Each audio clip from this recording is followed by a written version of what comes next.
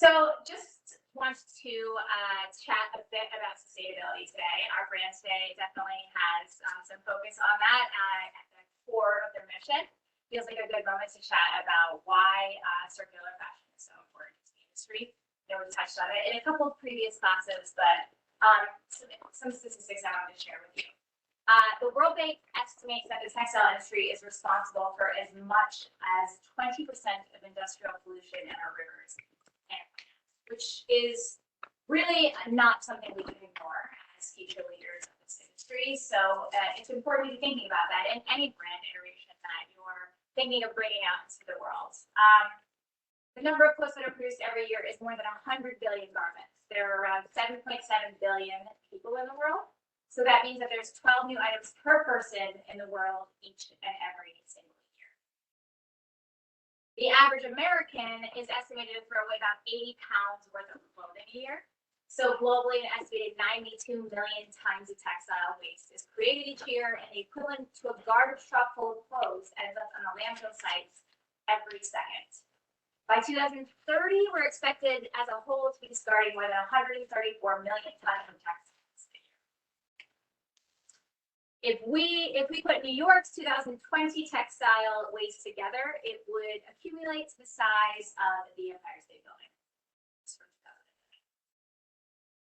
So every time I read these stats, it feels super, super overwhelming. And you think, what can I possibly do to make that?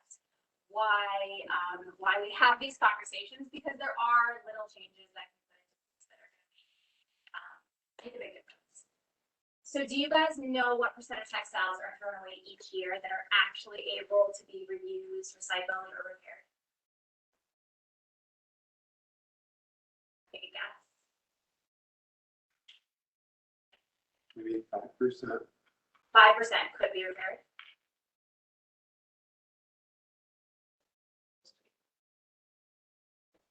Yeah, 95%. 95% could be used in some capacity, but it ends up getting thrown away. And a lot of us think, donating things that so a lot of time that donation ends up in the recycling bin. By keeping clothes in use for just 9 months longer, we could reduce the carbon waste and water footprints by up to 30% each year. So I know last week when we chatted, a lot of you said you've been doing vintage shopping. You're already doing your small part as a consumer to be keeping things in use longer. So the reason I'm bringing up all these topics is because today we're going to talk a little bit on the product development side on how you and here's where we are today with it. So have you all heard this term before, circular economy? This is a new term. I'm just going to open up a quick video to chat to explain it a little bit better.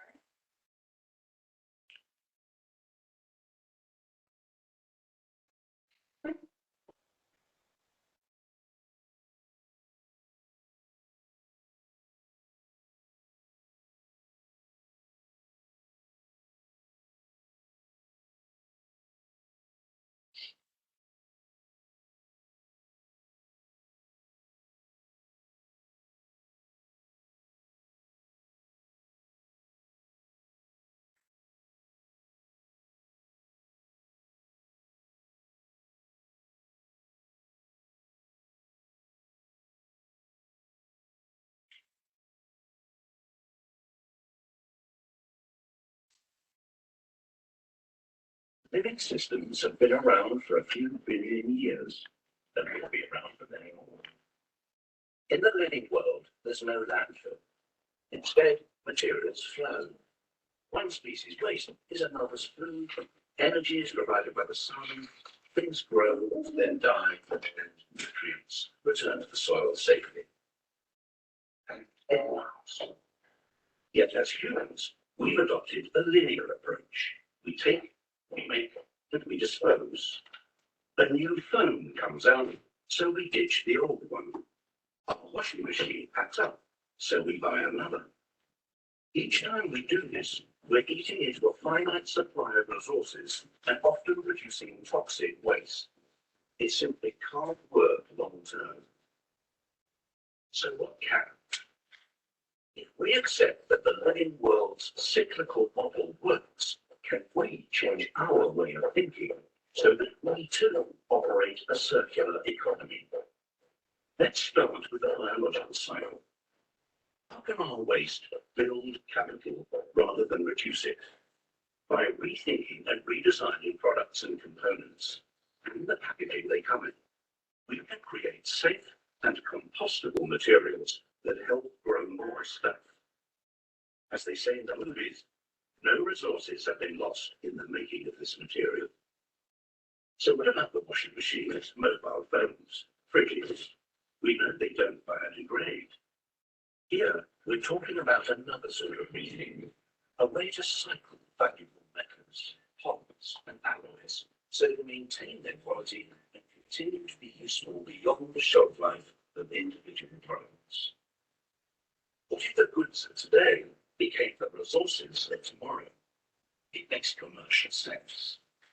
Instead of the throwaway and replace culture we've become used to, adopt a return and renew one, where products and components are designed to be disassembled and regenerated. One solution may be to rethink the way we view ownership. What if we never actually owned our technologies?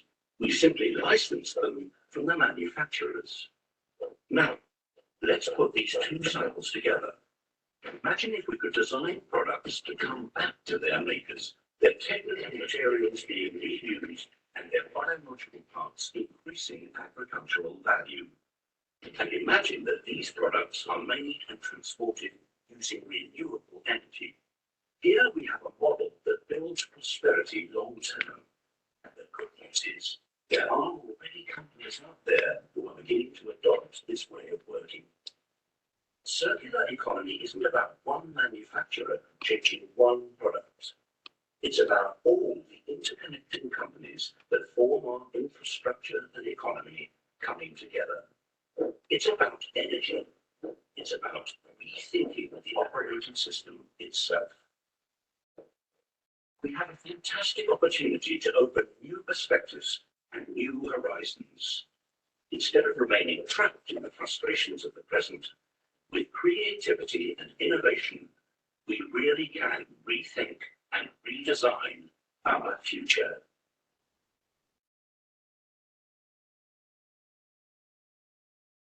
So the concept behind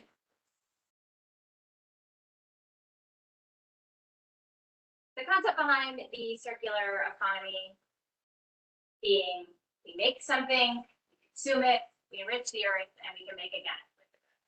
And this can be applied to apparel. And thinking about the end at the beginning when you're designing something, thinking about how bad for the earth something like natural fur can be, and thinking about the process and making sure that as your company thinking of a solution to it is something great that a designer or a product developer can be. So the three main pillars of the circular economy are eliminating waste and pollution. So thinking of ways to cut back on that, whether that means a zero waste pattern or using recycled materials to be reusing at the outset, or thinking about ways that streamline the process and use less water or hurt the earth less. Then circulating products and materials, keeping things in use a little bit longer. As I just said, that statistic, keeping something in use 9 months longer could actually reduce people's garbage by 30%. And then regenerating nature, giving back. So using growing things organically, or planting whatever it is that you're taking away, making sure that you're actually figuring out ways to regenerate the things that you're using up. The Element Partner Foundation is a great resource for this if you're not familiar with this corporation. talking about circular design. It's a mission-led practice of design based on the principles of circular economy and the system of thinking. And I'll show this video as well about that. So I think it's back.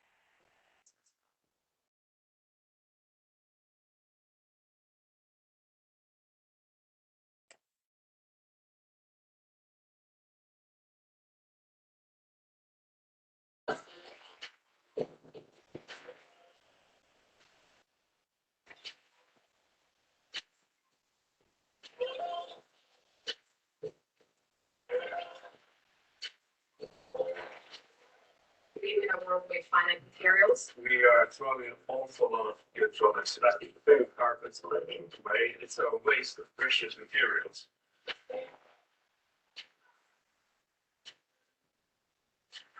If we could build an economy that would use things rather than use them up, we could build a future that really could work in the long term. If you design the product in a way that And we pick it apart, once the consumer has finished using them, you remanufacture it and give it out again, you can reduce your production cost hugely if applied correctly. instead of garbage ending up in landfill, companies who repurpose it, reuse it, making profit out of their waste. We make some resources from nature and we it's very much a natural cycle. We substitute less water in conventional agricultural methods. It's not a waste, something that can consume energy. We redesign everyday products to make them fully recyclable. Farm as close to nature as is possible. The H&M Group has set ambitious targets to use 100% sustainably sourced material.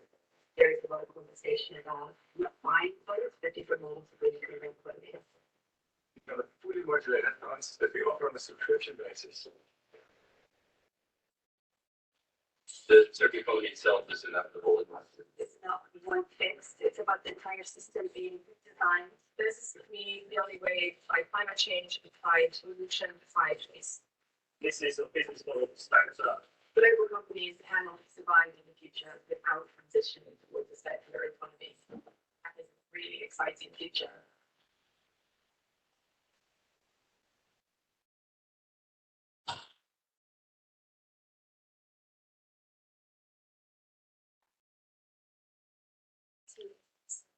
Today.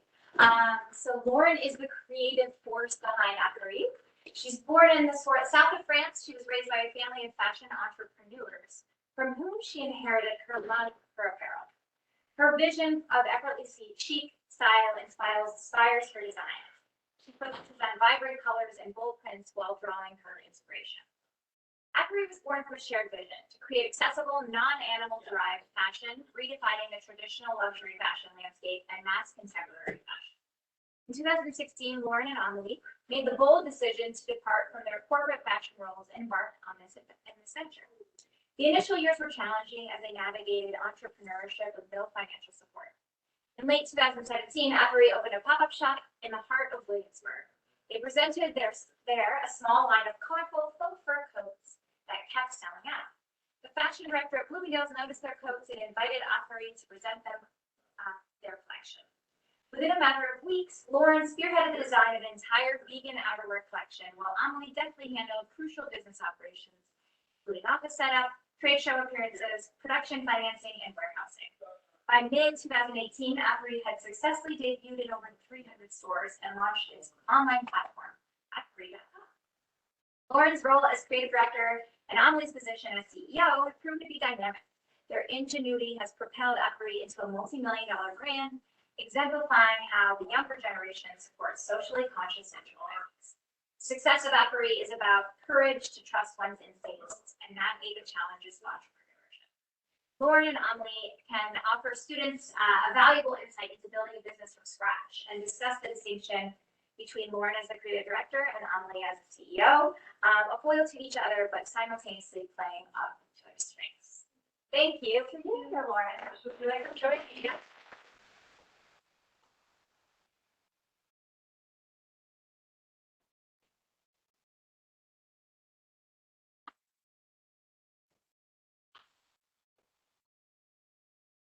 How's everyone?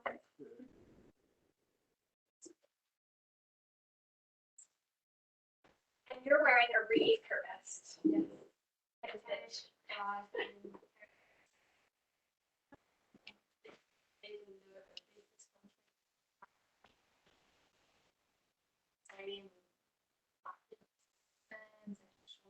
Which, of course, I started a brand and, we work with retailers, but I would, as building a conscious brand, I think shopping, of course, secondhand and also new, I think that happy medium, I think that's the right way to build one home. Your style, your personality. So tell us about your career before Apparis. Yeah. So before Apparis, I didn't have much of a career. So I started a career at 25 years old. So before that, my first job was at Louis Vuitton. So I was in retail. I thought at the time, so I was 24 and it was my first job after I graduated from college. I went to school in Boston. I saw for myself, working in luxury retail. I've always been in stores. Like you mentioned, my family, they, until these days, both my parents worked really hard and they built in the south of France a lot of small boutiques selling affordable French designer. And for me, where my dream at the time was, working for a big luxury house in retail. And that's how I started my career, which I'm very happy because I felt like at least during that year spent at Louis Vuitton in Boston in retail, I've definitely learned craftsmanship and storytelling and of course attention to detail, which is everything that I took with me when I decided to start my own business in 2006. When did you guys decide to join courses? Yes. So after my year spent at Louis Vuitton, for more, I don't know if there's any international student here, but so I was a French, international student in Boston. I had 1 year working visa, which again I took advantage, and I had 1 year in Boston, but I had to move back to France. So I had to start from scratch at the age of 24. And it was really hard at the time to find a full-time job. So I decided to take this internship at Saint Laurent, YSL, as a merchandiser. So that was, a couple of months in the internship. I quickly realized that I was not happy and I didn't feel like working, big corporate was for me. And so long story short, at the same time, I decided to visit New York and, see friends and reconnect with also friends from Boston. I reconnected with Amélie, who is my business partner and the CEO of Apparis. And we met, we had a couple drinks and wine. We're discussing our work life. I told her I didn't see myself, working for Saint Laurent, extending my internship into a full-time job. And on her end, she's a little older than me. I think it was her 10-year, out of school, and she's built quite an impressive journey in finance, right, and business development. She worked for Hermes, Chanel, Louis Vuitton. So on her end, she was also ready, for something new and to create something. So this is how Apparis, at the time, so in 2016, came about. I was lucky enough, I guess, to start my career. I was lucky enough to have supportive parents that at the time thought I was a little crazy and almost maybe lazy, maybe. They didn't see the long vision, but, they gave me the chance and they told me, we'll, support you for a year. And we'll see, what happened. And again, on my business, she was ready to quit her job. So I wrapped up my internship. Amélie quit her job. And we decided to launch Apparis.com, so an online boutique in 2016.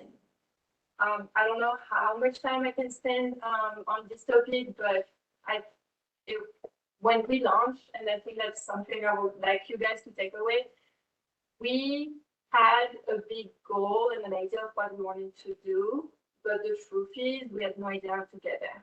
And I think we took an approach that can be very risky, but for us in the long run, it worked, is that we just launched a business and we're like, we'll see, what happened after, which again, not always the most conventional way to start a business, but for us, we had our mission was to bring affordable conscious vegan French designer to the US market. That was the initial mission. And we went with it and we launched Apparis online in 16. Yeah, it was great. I think it was a good awakening for us when we launched because again, we had very, very little funding. And I know a question everybody may have is where did you guys find the money, right, to launch your business? So the money was very little. Online, I took a loan at a French bank that I think I finally remember a couple of years ago. And for my business partner, of course, spending years ago working in corporate, she was able to build a little saving. So we really bootstrapped, and that's something I want to be very clear for anyone who wants to ever start their own brand is to be comfortable again launching a business with very minimal resources. It is possible, and we really did it. So 2016, when we launched the website, again, how did we speak, right? Where did we put our money? Website building, obviously, a DTC platform. We did it at zero cost. I'm sure you guys are familiar with all the online platforms such as Shopify, WordPress, etc. So that's something you can really do on your own. So we did a lot of things on our own. The main chunk of our funding went to merchandise. Of course, we had to source products to sell on our website and photography, shooting the Orica. And that's what we did. Something we quickly learned after that, obviously, is yes, it's nice and it seems very cost effective to launch a website, but how do you bring people right to your website? Obviously, it's not free. And that's something for us that we had a long, I will say from 2016 until 2017, opening this pop-up, we had to put our entrepreneurial, hat and really get out there. So from 16 to 18, with the merchandise that we had bought and that was not selling online, we did every single market and please, I think. That's the one that's out there. We did a bunch of small markets to just sell the merchandise that we had. Because the truth is we didn't have more money to buy more merchandise. And so that was happened. And I think the takeaway here and learning again is even though our main idea, our big picture was we're going to have, a multi-million-dollar online website where we're going to sell and, make so much revenue, the truth is to get there where today we are, we had to do, smaller, sometimes painful activities such as setting up, booth, plastic tables, and very sustainable. With product on it and just selling and meeting people and just keep I would say keep slowly walking towards our goal. I believe you mentioned in the intro a major turning point was that pop-up in Williamsburg. So we were able to open that pop-up through past fairs and marketing that we did. We were able to build enough cash flow to be able to open these stores, which I think we had named 4 months in Brooklyn because all we could afford was 4 months, and also something we did which made a lot of sense for us financially. We actually partnered with another local New York brand called Min and Mon. I don't know if you guys are familiar. They make really cool, sustainable accessory and handbag, and for us it was perfect because part of our assortment at the time of product, of course, we had clothing, we had footwear, we had eyewear, but we didn't have handbags. So we have found some amazing premium space on Bedford Ave. I don't know if you guys are familiar with Williamsburg. We were right across train stop.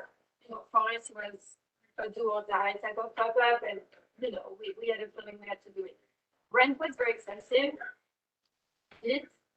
Stick numbers, but maybe something we couldn't afford.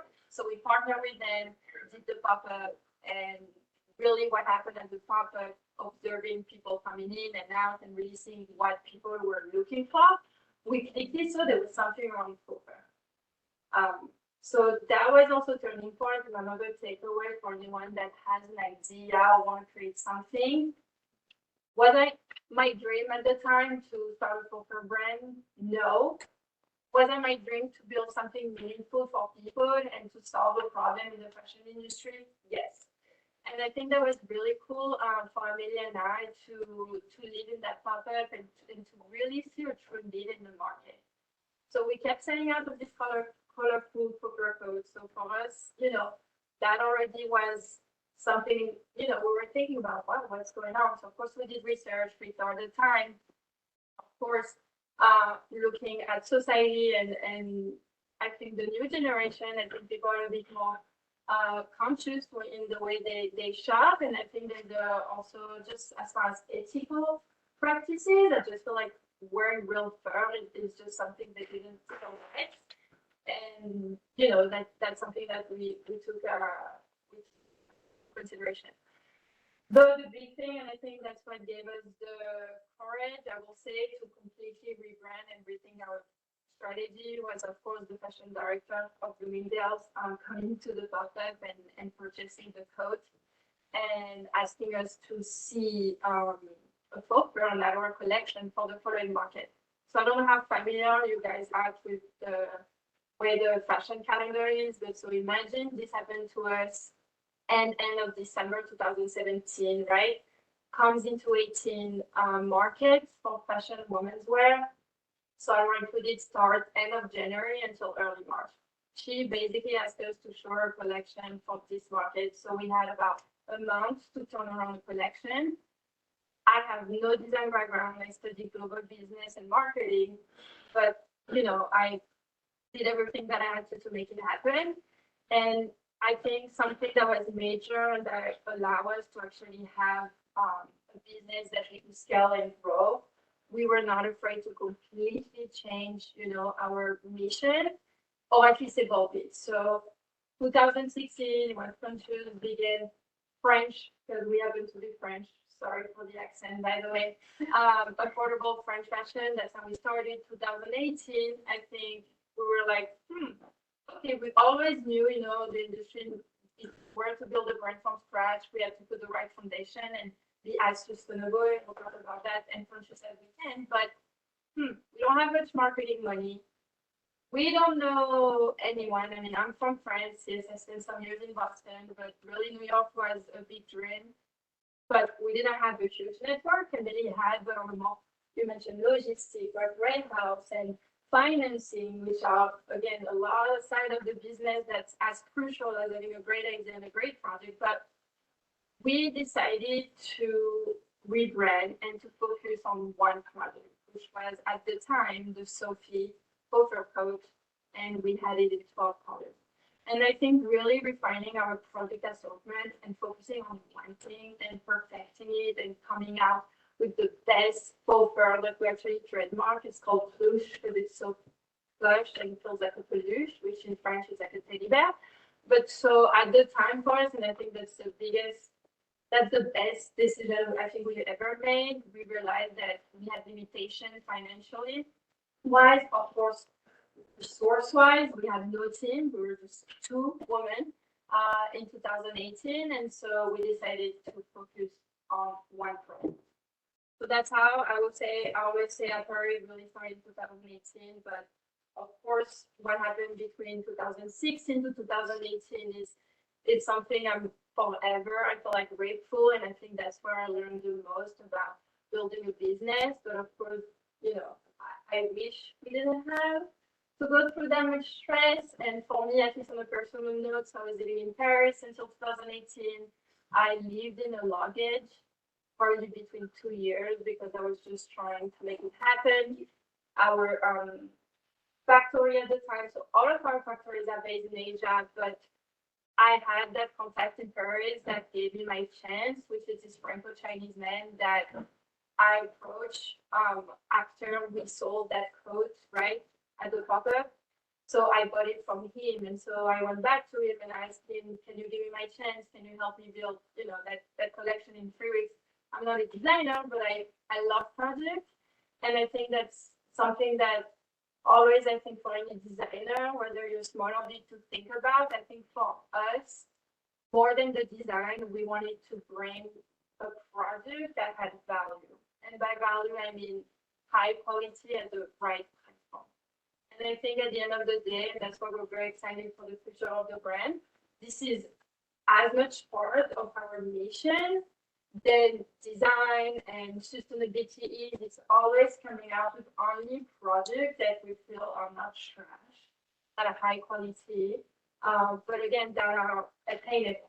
And I know sometimes it's, at least for me, especially when I was a student and until these days, it's a little frustrating when you hear attainable because what might be affordable for me might not be to you and vice versa. But for us to always make a choice when we release a new product, because as part of sustainability practices, I think making sure you release only product that you believe in and are high quality is one of the things that any fashion brand should be doing. I think only fast fashion doesn't think about that, but at the end of the day, I think as co-founders and leading, project design, production, bringing that value to the US consumer was really something that is so like embedded in me and that gives me so excitement when we're able to launch a 295 retail at the time for a code that just felt so luxe.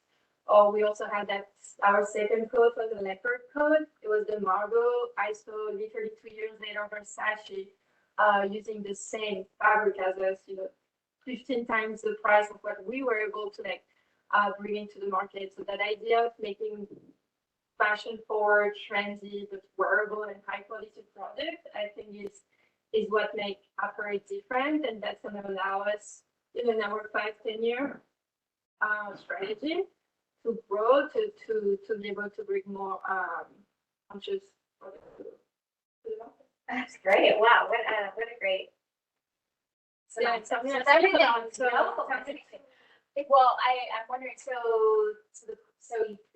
you started in business with Blue Miguel's, basically. We've heard from a number of founders, but most of them start with direct to consumer and then branch out to wholesale. You kind of had this built-in wholesale that catapulted you into that direction right away. No, for sure. So we thought we will do direct to consumer, then realized we don't have funds, right? We don't have investors. We will never be able to scale or to grow, right, our revenue without that money. So wholesale for us was the best way. Another thing why we thought wholesale was very important at the time, saying we didn't have marketing budget or money. So I worked inside Saks Fifth Avenue in Boston, right, when I was working for Louis Vuitton. That's how I would discover brand at the time. So for me, that just wasn't that big. I'm not that old, but for me, that wasn't as big as now. So we just thought it was proof of concept. When you see a brand in a major store, you think they are bigger, right, than they are. So wholesale we started. Other than Bloomingdale's, and that's also something maybe we did that was a little daring, but we didn't regret. So after Bloomingdale's showed us interest, me and my business partner figure out if Bloomingdale's interested, then it's probably most of all of the other majors, right? Department store like Saks Fifth Avenue, Nordstrom, Macy's, at the time Lord and Taylor, Neiman Marcus. We assumed that they had also a need for the product. So we went on LinkedIn and we did a lot of investigation and researching buyers, and we were actually able to meet with Saks Fifth Avenue at the time, Model Guernsey. We also met with Urban Outfitters, so like a lot of other big accounts, and it worked. So never underestimate the little Sleuthing. it worked for us. That's great. How big is your company now? Yeah. So as far as team, so we're based in New York. We are 15. And then we have a smaller team in Paris. I have a team of 3.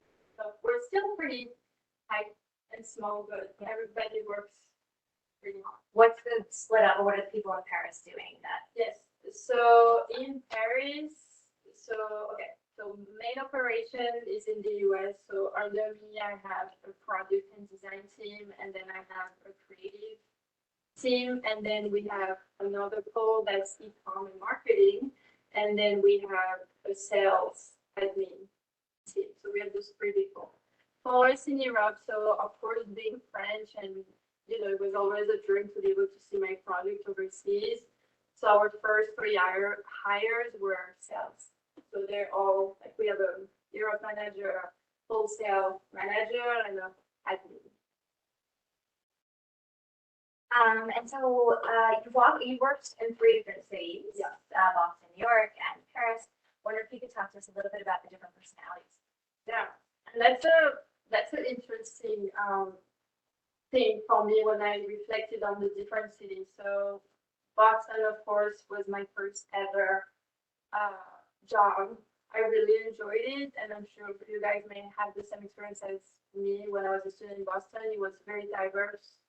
I've worked with people from different backgrounds. If anything, within the sales team, maybe one person was like American. And then I was working with someone from Colombia. I had one of my best friends until we was from Morocco. So I feel like I've learned so many different, you would say, background, ethnicity, and people coming from, different places than mine that really taught me how to adapt myself, right, to different cultures and also different ways to communicate.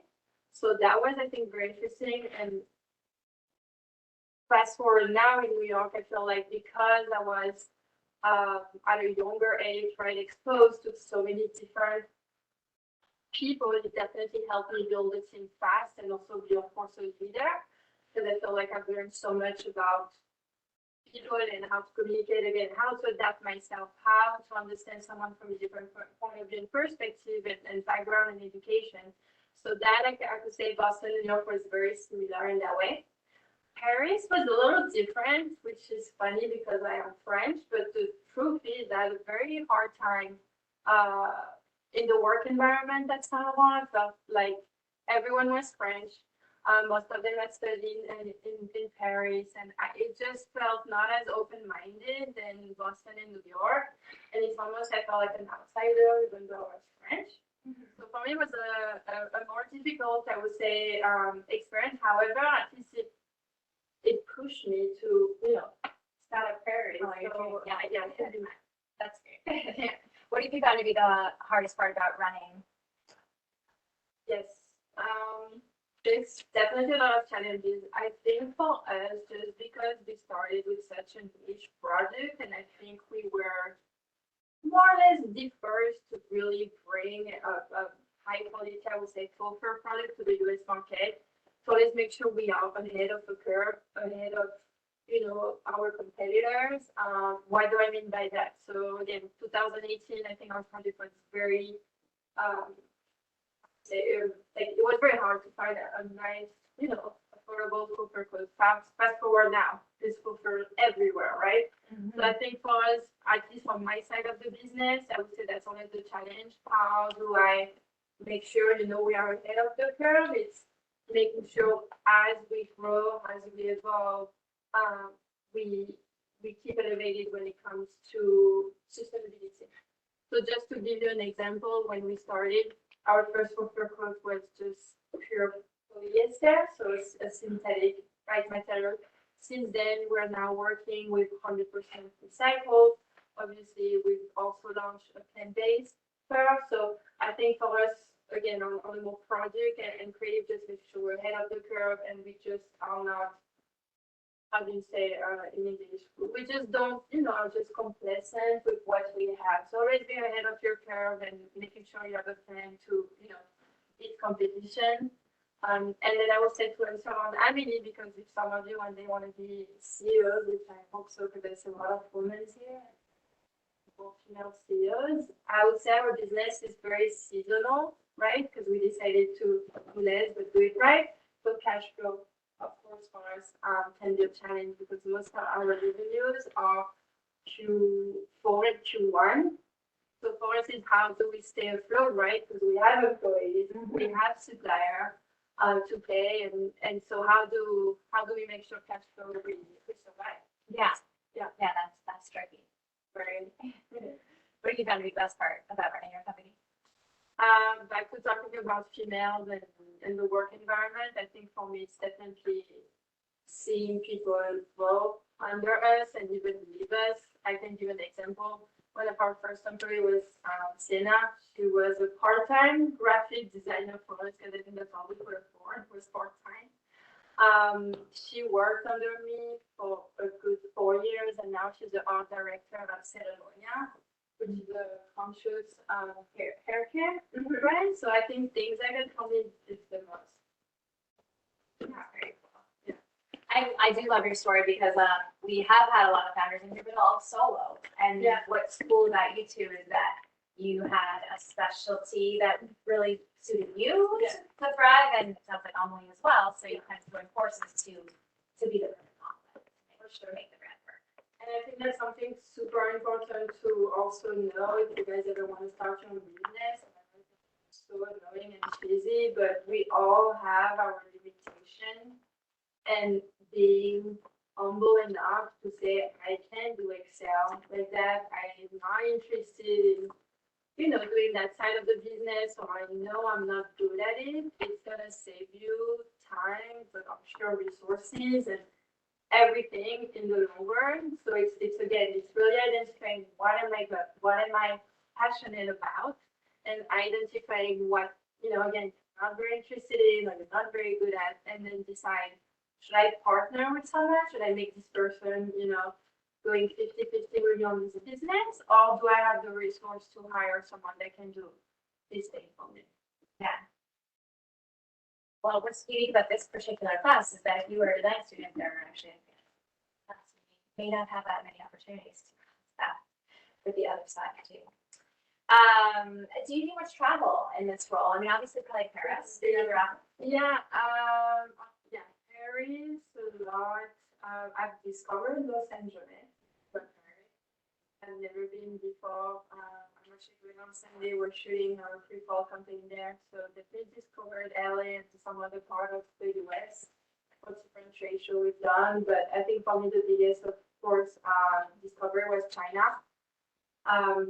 So just to explain you a little bit our supply chain. So when we started in 2018, I was working solely with this Franco-Chinese man based in France. So his design, his showroom was based out of Paris. So that's where I was with him. We'll do the connection together. His factory were in China. Why China? China is the leader for any synthetic, like faux fur material. They have the most advanced technologies. So it's for us, it was a no-brainer to start in China. However, of course, as the business grows, right, we have new type of product. We launch winter accessories. We have launched a home collection that my current factory could not, help us support the growth. So I decided to go by myself to China. I spent 3 weeks there. I started at the Canton, so the Guangzhou Fair, which is the biggest trade show in the world to discover factory, and I swear it's the truth. From there, I just met this one young girl that was a local that was looking for translation and side work, and she just went to 4 cities, and I found all of our factories during that trip, and now we work with 9 factories. So China, I would say definitely a country that, that was probably the most different, or maybe a country that I never expect, and it was definitely a fun trip. Yeah, yeah. You mentioned bringing, always be like one step ahead and keeping evolving. How do you do that for yourself? Where do you find your inspiration? As far as material sourcing, In general, for designing the line. yeah. So on a more obviously trend, there's 2 things. Until we could afford an actually trend forecast platform, so one of the biggest is called WGSN, so that's what we have now. Which, by the way, you can use for free. While you're Oh, I wish it was free. So we use obviously this platform, which has been a game changer, especially for my lead designer, because we're such a small team. It at least, save you time. But until we could afford it, obviously Instagram, like street style, was really the inspo, just always scrolling, seeing the same trend, and just having that reel in my hand, and also my instinct. That's how we sort, we look for like the next idea as far as design material, and that's something, I don't know if we can talk about it now, as far as, being a sustainable or a conscious brand. a choice that we make is to have like work vertically with our factories. So to avoid, having, let's say, material in one part of the world and then our production line in another part, right? Because then you have to, obviously, there's more like moving part, which is really great for the environment. So we try our best as long as we can to make our factory a one-stop shop. So what it means is that when we start designing collection, and right now we're designing spring 25, we're going to do our first ever spring summer collection, which we're very excited about. We send inspo material to our factories. So in that way, our factory are able to work with local partners around them so that, we can minimize any transportation, etc. What's the most interesting person you feel like you've met throughout your career? So that's an interesting question because this is the one I have the hardest to that. And for me, I will say the first person that ever worked under me, her name is Zara, who's still until this day. I think she taught me so much into being a leader and really understanding the type of culture I want to create for my own company. That to me, until this day, I think she taught me also a lot because again, we were such a small team. Even though you work under me, you were actually doing things that I can do myself. So there is this level of respect. Yeah. That I think that I've learned from her, and until this day, I will say she's one of the most interesting person that I met. But on that thought, that's something that I do wanna maybe express to you guys if you start your business at a young age. I think for me, one of the mistakes more than that I made when I launched my brand is that I was so laser focused on making it happen because for me it was a do or die type of a situation that I wish I spent more time networking with people and actually, not being so, my tunnel vision, right? Saying English, like I was just so obsessed with like making something happen that I think maybe I missed people, right? Conversation, like, just like more networking effort that maybe could have at the end. And do things Sound faster. Yeah. Yeah, that makes sense. Well, that's a really great sign of a great leader, though, that you feel like you're learning from people that reported into you. I feel like that's the kind of boss you would be looking for out there, and also the kind of leader you want to be. Yeah. What are you most proud of? Career so far. Yeah. What am I most proud of? Well, okay, the more I feel like I have to say that because I was really proud, but I was shocked of getting 30 under 30 from Art and Style was a big thing for me. Not being from the US, like my friends did not even know what it was, but like for me it was such a big thing. So just that again, accomplishment, and I think sometimes when again you work so hard and you've done so many things, getting this type of big achievement and recognition, it does feel nice. So like okay, I'm not like this crazy person running around. But again, I think for me the thing the biggest thing, my biggest accomplishment, and I think it's maybe a bit more indirect, but deep down I know is I do think at our very, very small scale, we actually give a kick to the fashion industry. I strongly believe that in 2018, when we came with this disruptive offer under $300 code, that a lot of like bigger brands, look at our product and we're like, something is going on. So if anything, I would say Apparis is pushing again other brands that I love to rethink, their use of leather, furs, and and just making sure we're all moving together. I love that.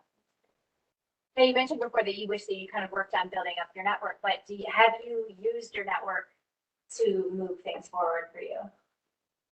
Again, it's for me, my network at 25 and then COVID also happened, which definitely didn't help as far as getting out there. But, I would say my father at his own scale in France, of course, if it wasn't for him taking me. So in Paris, we have like the same fashion district, right? Same in New York. So the first time that I went, it didn't hold man, but it was like, hey, this is my daughter, and the description of the crazy idea. I was just like, pay attention to her, even though she's very young, because I would always go at scene like I was like super important, but I had nothing going on. So That's how you make it. that was our tagline for the anniversary. But yeah, I would say that I definitely used, but after that, I felt like everything we really built and created was through hard work and a gut feeling and just being over the goal. Yeah. Which is part of the brand. Sure, yeah, well, so that's one of my questions too, is what's your style philosophy? Yeah. For me, it's like rules are meant to be broken. Like I believe, of course, in trends and style, but I think for me, it's like at a very young age, I always wanted to feel different in my own way. So I think it's just, again, paying close attention to trend, but to make sure that they apply to you and you don't feel forced or anything. You think it's like cool, because to me, it's not such a thing. Cool. It's again all related to who you are and where you come from and how you want to be perceived. So, you touched a bit on how you have tried to turn the brand and make sure it's remaining sustainable or, keep on a sustainable mission. How hard is that to achieve? And how do you go about that? It's very hard, and for us, we knew that going as a free for our company, we wanted to be very cautious with our conscious and sustainable message, because we don't want to come up as like greenwashing, because the truth is we made that choice to go animal free because we saw a true need right in the market, and we felt that we didn't have to kill close to our animal to make fur clothes, but we didn't want to become this it's like vegan or conscious brand that's almost like judging consumers. I think for us, we're like, hey, if you're looking, if anything, for a high quality product that happens to be vegan, shop to us. But we never wanted to be, to be able with lessons, like to be in that. So that's when we started. So since then, this sustainable and conscious PR, which is very much part of the DNA of the brand, we've been very cautious again after committing. My first step, what I did is invest in people. So I have a product development, like production director, specializing in this. For me, it was very important to have an expert who were a small team, but to make that investment, because to me, sustainability, and at least for us, for who we are as a brand, it starts with the project, and like you mentioned earlier in your class, how to develop, right, how to make a product. So that was a big investment for us. It was one of our very early hire, and that allowed us to always get ahead of the curve. For her, it's her passion, so it's always looking at, we had plant-based fur, and then we had 100% recycled fur for her. What's actually more sustainable? What has a better impact on the environment? So always looking, and then never being okay just using animal-free, but actually, evolving. So something that I'm very proud to say, this year, fall 24 collection, we are 85% recycled materials. So majority of our collection are made from recycled product, and the goal is to move to 100% for 2025, which we started the development. It takes a very long time, but that's something that's very important for us. And it is something that, if I have to say about the fashion industry and innovation, is that I wish there were more funds, put into research and development, because I feel like it's really hard for brands of our level to be leaders, or of course, to finance, do development, but always, figure out our ways, and our factories have been very collaborative, or great partners on always making sure we can move to the side. Yeah.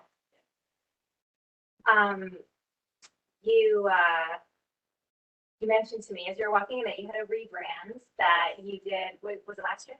Yes, so we, last year was our 5-year anniversary from 2018. And like you said, a challenge or just as a brand, I feel like it's always important to evolve because we learned, right, about our customer. When we started, we were very much product focused. We're a great product. We know people wanting to buy the product, so we really focus on the product. But when you start to scale and really create a lifestyle brand, and to be able to grow your business, for instance, you need to pay attention to the customer.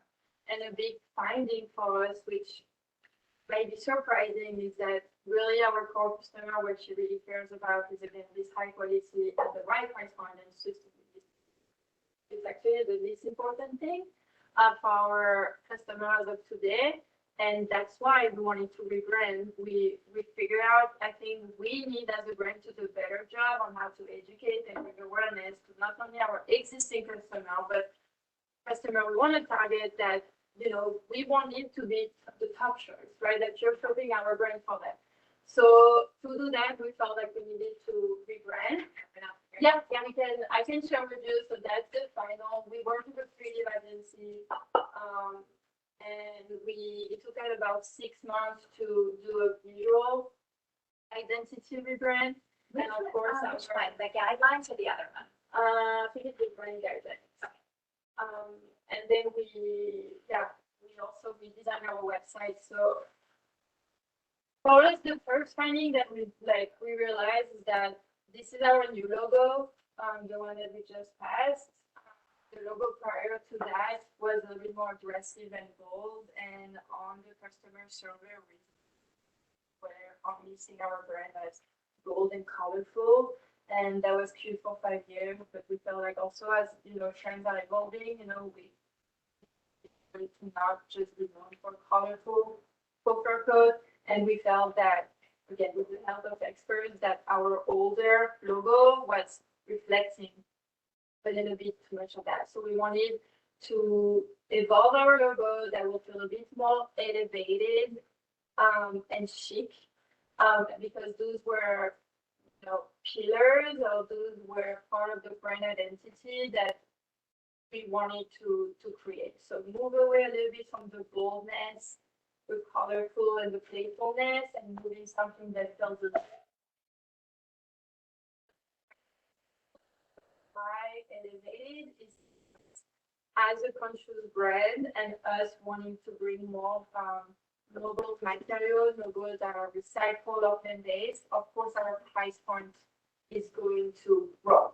And we felt like if a price point is going up, right, we need overall the identity, the visual identity of our brand to feel elevated and a little bit more luxe than when we started. And I think that's something that's very important to understand how your visual identity need to reflect your product, right? So Let's go with your name, actually. We skipped over that part. yeah, so Apparis, I'm gonna give the true answer. We drank a lot of wine. I'm a little drunk, above 21. In Paris, we struggled. We needed to create a word that meant nothing, so it could be easy to trademark. So that's also a big tip. Don't ever try to trademark a name that's too literal for what you do, because it's going to be very expensive or it will keep getting rejected. So we basically went, I don't know what's in English, in the website, we can do word mashup. It was very small. So it sounds like Becky, like, it's a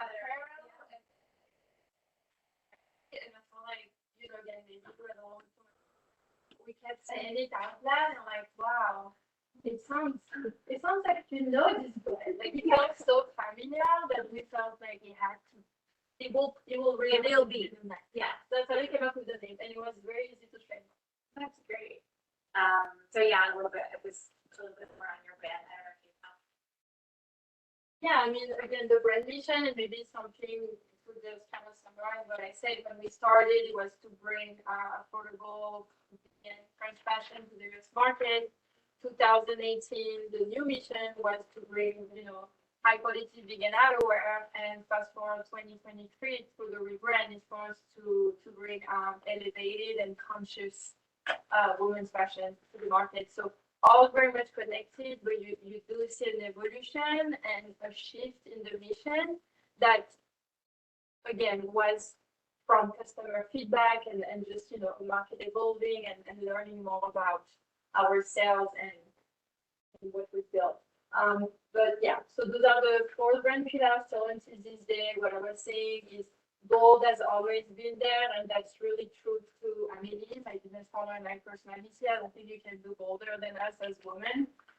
And the way we started the business.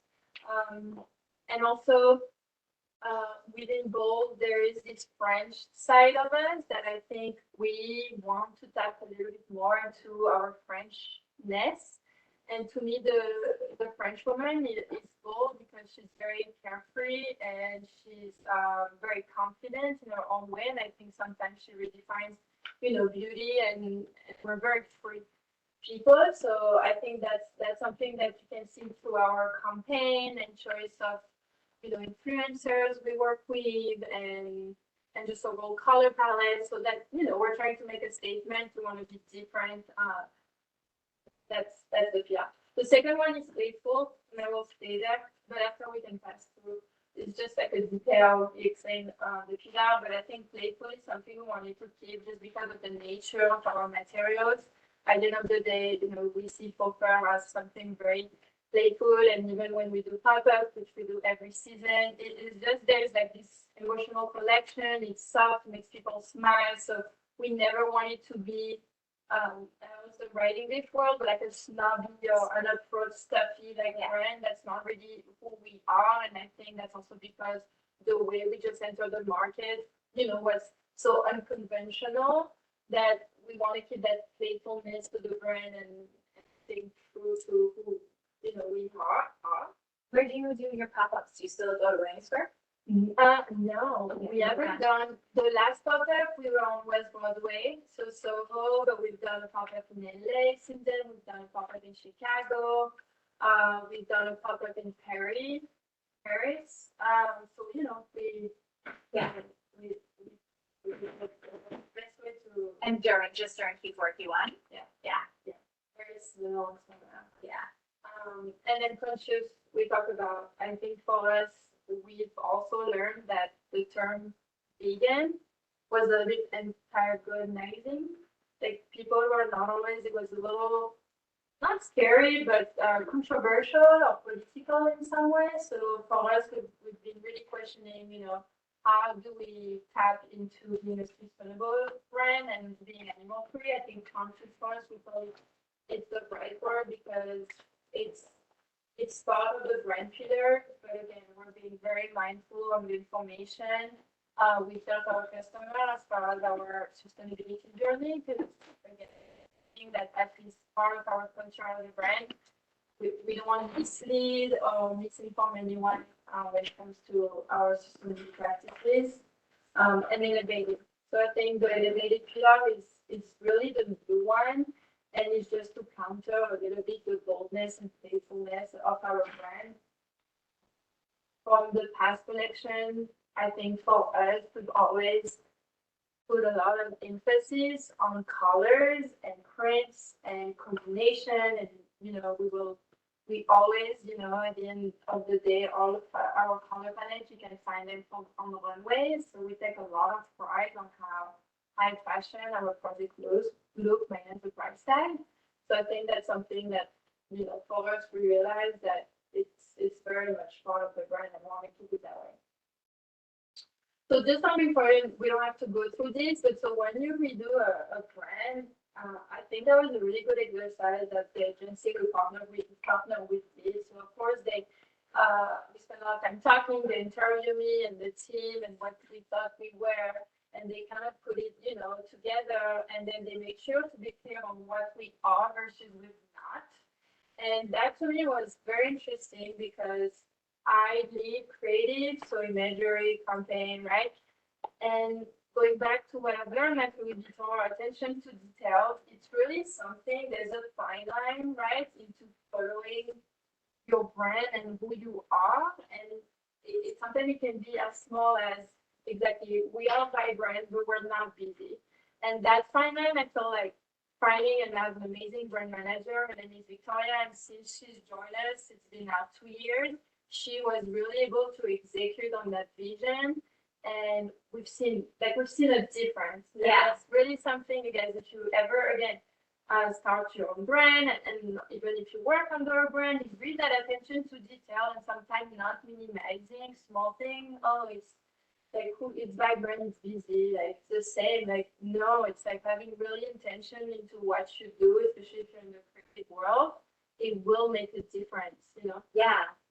And also, you started this company as 2 people, and now you're close to 20. So that kind of helps to get your mission, your vision out to all people and make sure it's clear. And that's something we mentioned. So we did this interview with WWD with the rebrand, and she asked me why we did the rebrand, and it's a very good point. I think first is to make sure that internally, that your team, you guys are all in the same page, because you know we're so busy and we all have so much to do.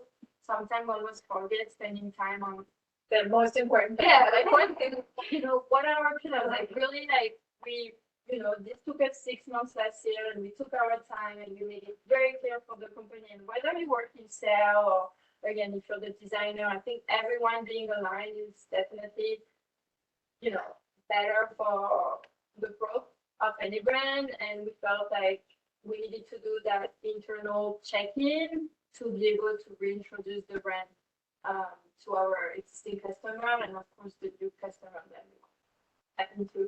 Yeah, I like at the end this when you say conscious is ethical, but not earthy, transparent, but not overshare, informed, but not educational, accessible, but not cheap.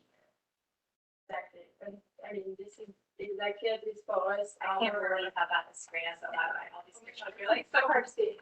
But yeah, again, the conscious and full transparency, and it's something that I'm meeting my study director. We're going to partner. We're going to read our entire copy on the website. I think it is a sensitive subject, and I think it's such a sensitive topic. Is we are one of the industries that are the most harmful to the to the planet. So it's so hard at our level. We don't want to come off as something we're going to save the world.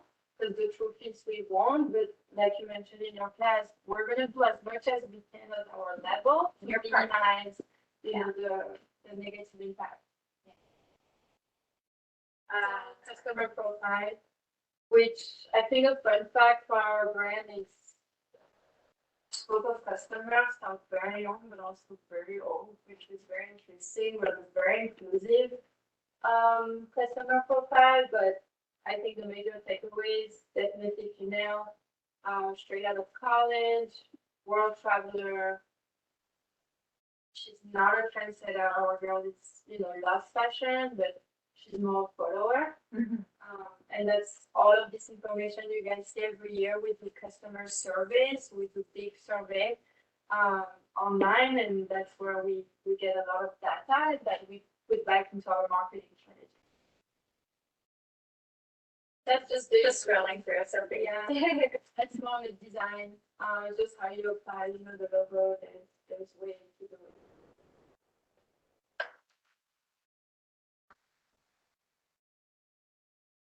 What's next for you? So I mean, you're evolving to new categories.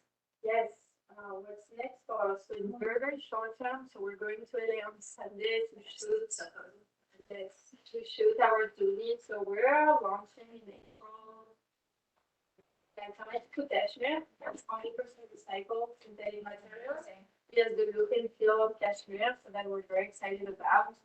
We had our first run. It used to be called Altney, that we launched in partnership with Sita 2 years ago, but it was just synthetic material, so we felt that we had to come up with something better, and it took a little while. Knitwear is a whole new world for me and for the team, and it's really not easy. Again, unless you're fast fashion, maybe when you do economy of scale and big production volume, but for us to come out with the right product that's conscious at the right price point, it was definitely a challenge. So we're very excited to launch this next week. But what's next for us? Keep growing the home.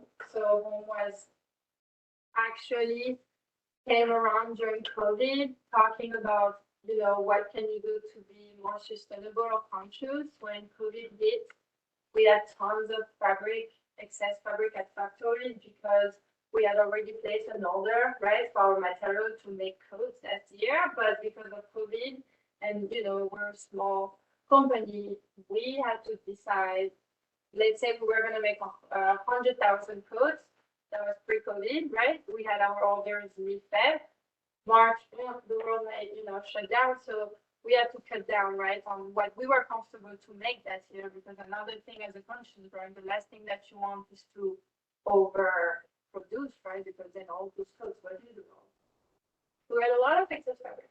And at the time I was living in Williamsburg, still live in Williamsburg,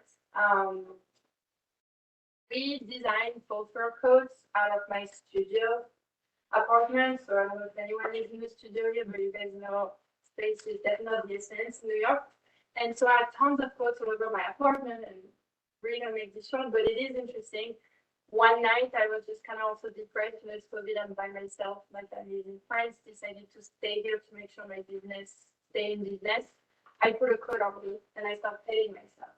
And I go, moment, oh my God, why are we not making blankets from the same fabric of our coats? Well, A, we have this excess fabric, so that I can sell blankets during COVID, right? So I was thinking that way, but also in more long term, which we're now seeing from bigger luxury house, there's this big now home lifestyle, more and more fashion house. You can see now even Prada and whatnot, like really adding up online. And we were, very early doing that, and this allows us to grow quite a business, especially overseas, which we're very, very happy about. And why I'm mentioning this is because we're working on a pop-up strategy, and we'll be opening pop-up at the Bon Marché, which is a big department store in Paris around our lifestyle and like home, which is a big milestone for us. That's amazing. That's really exciting. Well, we've class developed some custom questions on the first day of class, and we've been asking all of our guests. So I'll start with, what's a moment of failure and how did you recover? So in 2021, we had a very aggressive growth strategy for the business. So we wanted to bring investors, and we wanted to double our revenue year to year, because we were at a time where direct to consumer, right, was for the fashion, a lot of fashion brand was a way to accelerate growth, and we wanted to do that. We were, I guess, very ambitious that year. The truth is, it was a very difficult year. We were not able to raise more capital, so we had to lay off people, because in order for us to grow and the business, you have to think at least a year, 8 months ahead for a lot of decisions that you make. We had to hire more people. Sadly, we didn't get the fund, and we had to let go people. So that was very, I feel like, difficult, especially on a personal level, because I really, and maybe we treated everyone with so much respect, and we worked so closely with them. I think that was very traumatic for me to let go people, even though everyone is doing fine now and we're still in touch with them. But I think that was, to me, one of the biggest mistakes we made, is I think sometimes getting too excited or to be influenced, and thinking, we do something, even though, inside of me, what my gut feeling was that it wasn't realistic. If we didn't do that,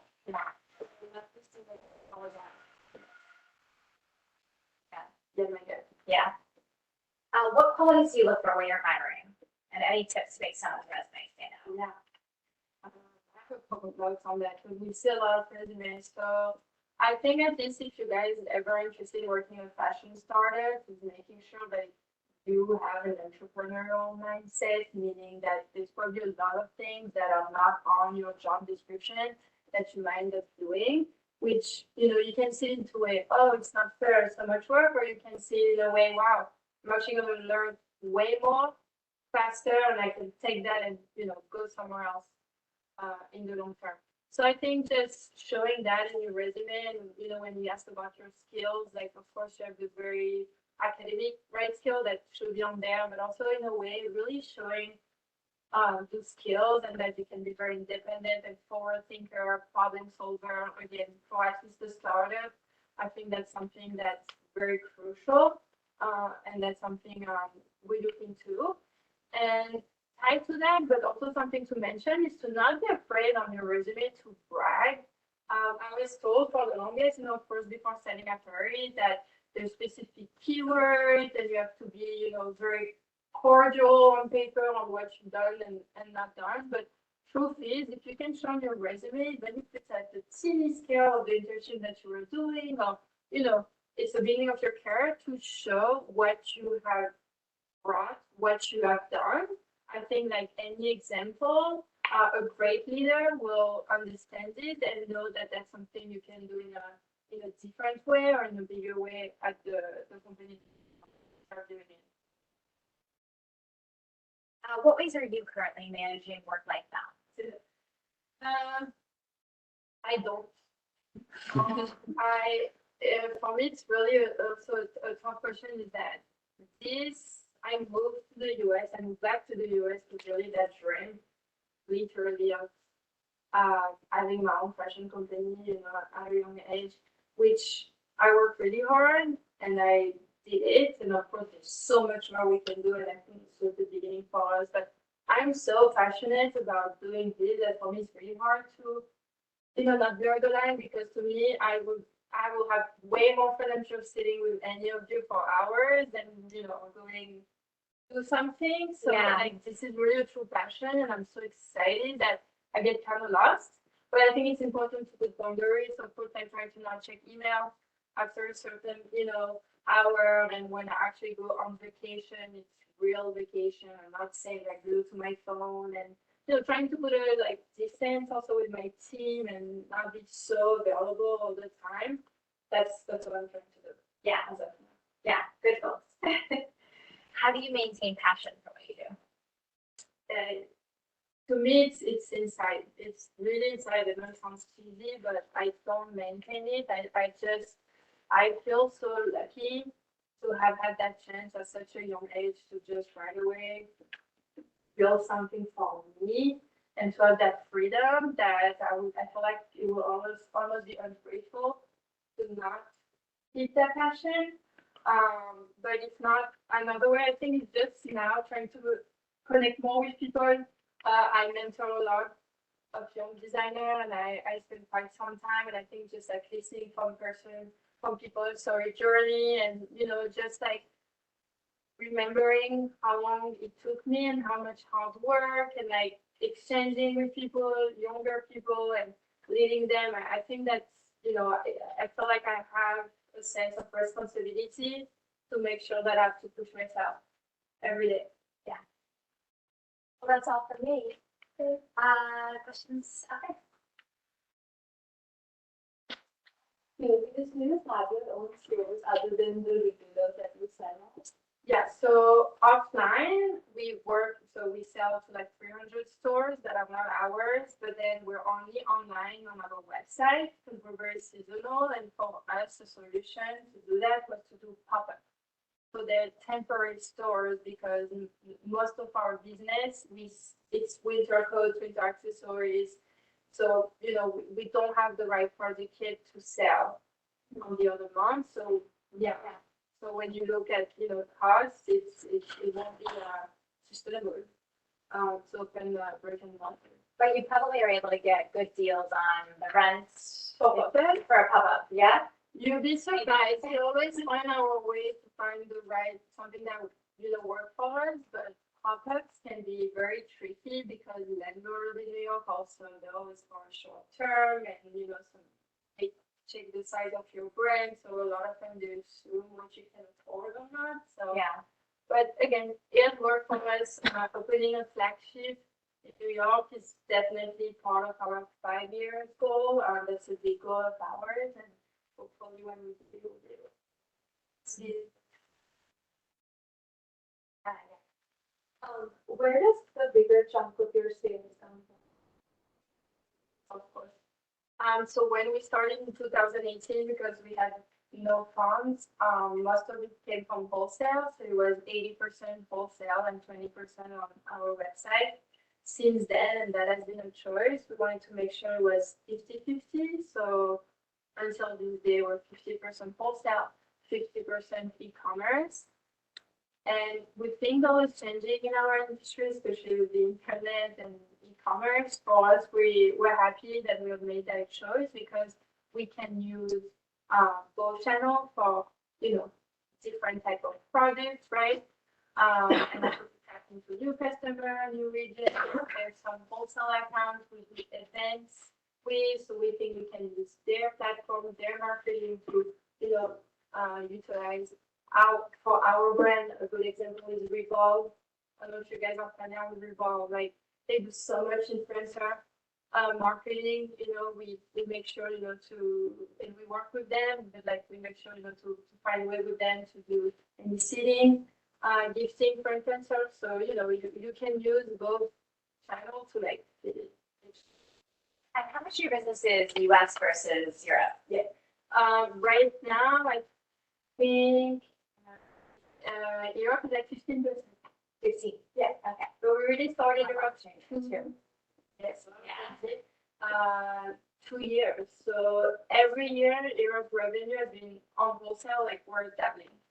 Yeah. And the goal next year is we want to also extend Asia, but specifically South Korea and Japan, because we already have existing accounts. Without really making it a push, they come to us, but we felt like we'll have a great business there. Yeah, what are the challenges though with going to these countries? I know that's So yeah, business usually, but no, but I spent quite some time I actually handle the international sales with, but I love this topic too. So there's a couple of things. I think for us, COVID really didn't help. It was at the beginning, the momentum when we were building, the brand, our product was really hot. At the time, I felt like, of course, with COVID buyers. So for a region like Middle East or Asia, they work with buying offices, and usually they come right to New York or they come to Paris. So we had the market, I think, of 2021, 2022.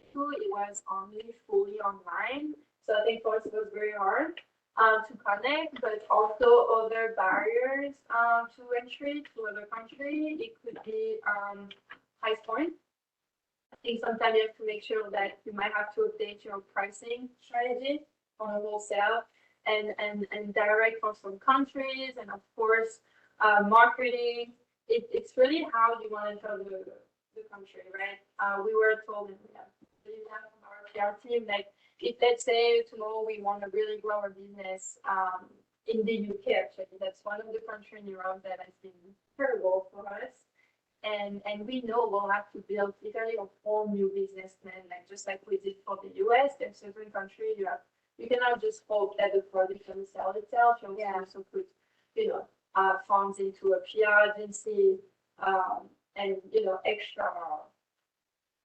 how to say that, marketing, to like break into a country. there's a question. So you said that you didn't come from a design background originally, so how did you kind of figure out how to just make the product and to design that? Did you outsource that, or was it something you kind of just figured out along the way? Yeah, I mean, I would have asked myself that too. So from 2018 until we hired our first designer in 2020, so we had 2 seasons.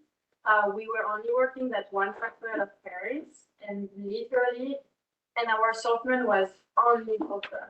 So we didn't really do much other than photos. I would literally spend 5 days in the office. I will have like literally white sheets of paper.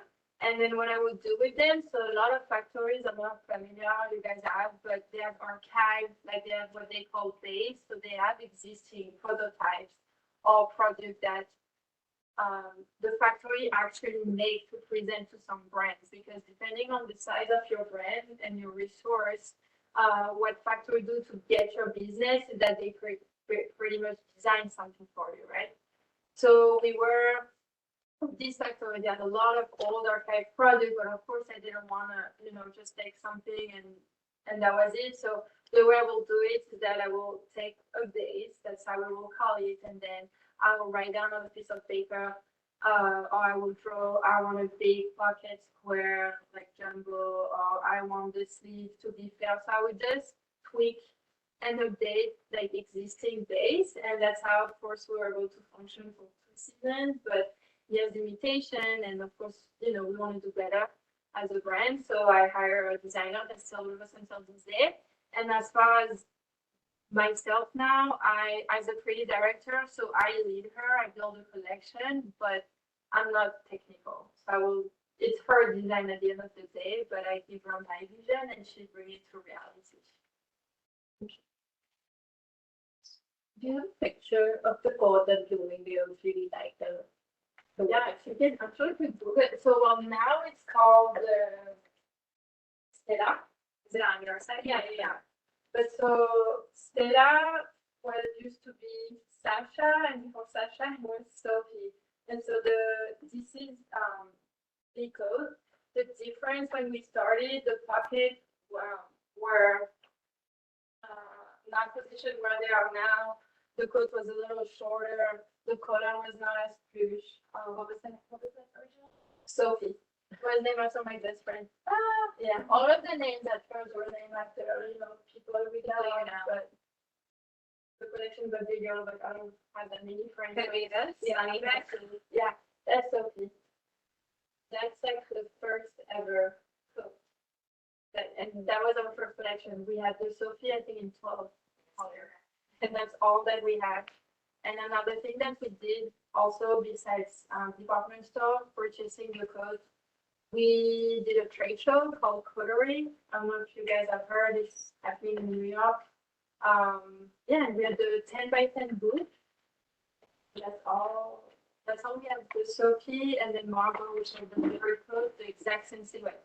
So I didn't have much problem designing because there were not much design. And it wasn't a whole collection. It was classification driven. Yeah. Which again, that's learning what we had at the time, what were our resources. We have an idea, and I'm so glad we didn't, overcomplicate our product assortment, because I feel like it probably would have been very poor design because none of us were designers. And all people wanted was a high quality, colorful books, so that's Right. Place at the right moment too, because it became a very big trend. Definitely. Oh, definitely. Yeah. It's everything. There's a little luck too, but we saw an opportunity and we went for it. Other questions? Can you talk a little bit about partnership? Because your brand opened like 2016, right? And Yeah. until now, it's almost like 8 years, 10 years. Like, I wonder, how do you maintain a good relationship with your partner? I think this business always about like working with people, right? So I'm really curious, like, how do you maintain this? With my business partner? Yeah. That's a very, very good question. So first, again, it's choosing the right partner. So Amelie and I met in Boston when I went to study. So when I left France, I was 17, so I was very young, right? We had one of my childhood best friends is her cousin, and she at the time was living in Boston too, and we connected. So I feel like I met her at a young age, and she became a friend. So I think there is that trust that and her built over the years as friends that, I don't know if I would have trusted, let's say, a stranger with the same qualification as her. That makes sense. So I think that was one big thing. Our relationship started based on genuine, and there were no agenda, right? We just built a friendship. So I think that level of trust for me and her really made a difference. And I think why for us, of course, we had rocky times. Sometimes we disagree, and it's like she's my work wife, right? She speaks to me more than she speaks to her husband, truthfully. So we spend a lot of time together. But I think it's really respecting each other's side of the business. So we're very clear. I am brand, I am creative, I am production, right? I am product, and she's HR, she's business development, she's sales, she's finances. So because we made it so clear, I feel like at the end of the day, I have the last call, or I make, I have the final decision on my side of the business. And I mean, at the end of the day, she has, the final word. So it doesn't mean we don't obviously collaborate on each other's topic, but I think we've created that boundary that if I decided to start this business with you, it's because I trust you. And at the end of the day, if we are not agreeing on a certain topic, I have to respect that. I have to trust you, right? You're the expert. You are the expert. So I think that's how you make it work. So really, yeah, trust and choosing a partner that complements you, but that the, if both of you do the same thing, it's like why did you don't pick a partner? If you feel for whatever it is that you have, you can do it all. And all yours. Great question. Last question? Thank you so much for being here.